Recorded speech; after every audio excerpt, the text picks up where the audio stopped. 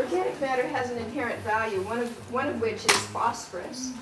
New Zealand imports over 1.5 million metric tons of phosphorus in the form of phosphate rock from the Middle East every year. Now we're concerned about petrol running out.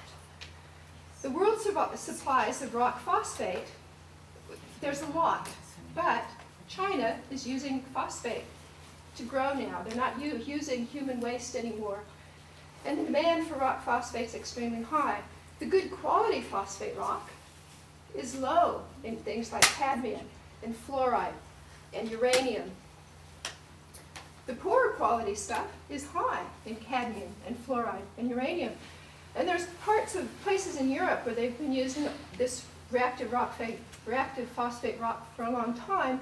Cadmium levels are so high that you cannot use blood and bone on your gardens because the cadmium levels in the animals collects in their bones. You grind up the bones, you put it in the land, and your phosphorus, that is what's going to happen.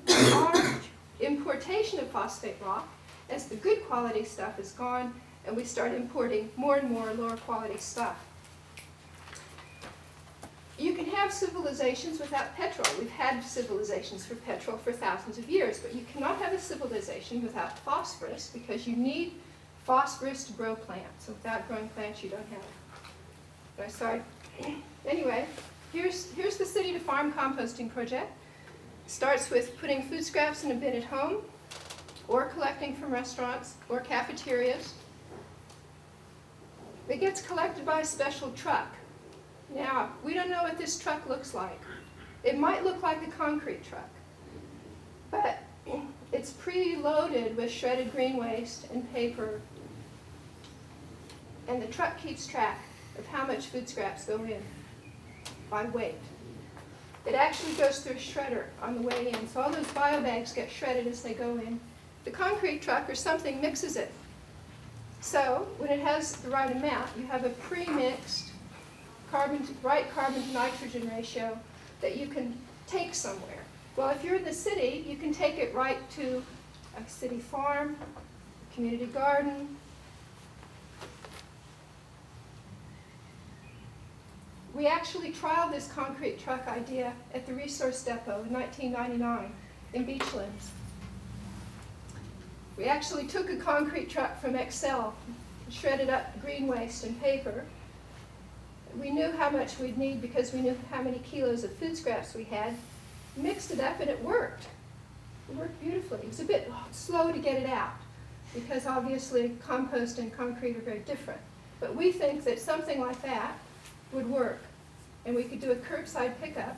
And what this does is it avoids the cost of a huge centralized composting facility. Did that guy leave? Yeah, he gave his apologies, but he's given his context. And sorry, he had to time constraints. He had bees to care for. All right. So that's the idea. I'm sure it'd take a while to work out the details. There's where it could go in the city. Maybe we'll have a biogas facility. That's something else we can do with food scraps that we can't do with, with green waste. And the byproduct of biogas is a sludge. After you've extracted the methane, you have a sludge that's high in phosphorus and potassium, and it's land applied in other parts of the world. They're doing this in Europe.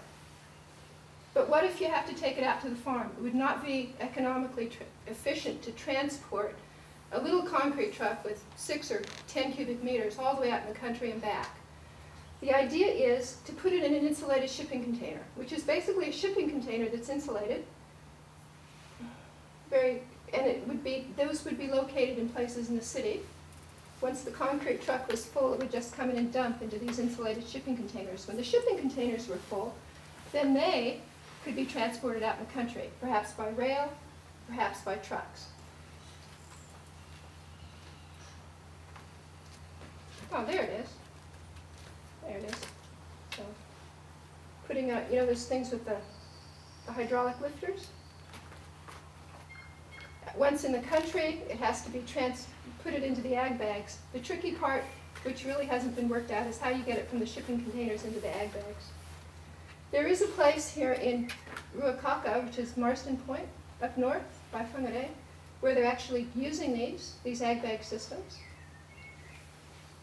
And they're using it for biosolids, and it seems to be working. No odors, no discharge.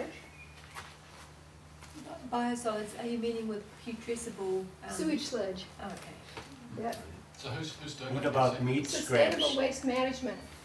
What about meat scraps? Because we have been using waste from restaurants over the last 20 years. You need a special permit from MEF, and you have to make sure you cook it, you know, an hour over. This system was used in Canada. The ag bag system was used in Canada when they had an expected outbreak of bird flu viruses.